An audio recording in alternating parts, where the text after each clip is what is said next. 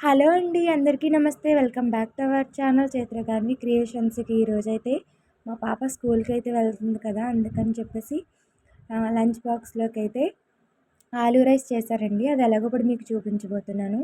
ముందుగా ఆహ్, బంగాళదుంపని చిన్న చిన్న ముక్కలుగా అయితే కట్ చేసుకోవాలండి. తర్వాత ఆయిల్ వేసి ఈ విధంగా అయితే లైట్‌గా బ్రౌన్ కలర్ వచ్చే విధంగా అయితే ఫ్రై చేసుకోవాలి. తర్వాత అవి తీసి పక్కన పెట్టుకోవాలన్నమాట. తర్వాత అదే ఆయిల్‌లో ఆనియన్, అలాగే పచ్చిమిర్చి, కరివేపాకు వేసుకొని బాగా ఫ్రై చేసుకోవాలండి.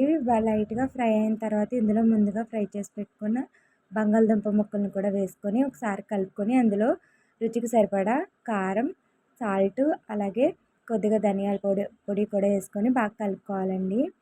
ఇంకా నేను ఏ విధమైన మసాలాలు అయితే యాడ్ చేయట్లేదండి. అంటే పిల్లలకి కదా ఎక్కువ మసాలాలు అయితే వేయకూడదని చెప్పేసి.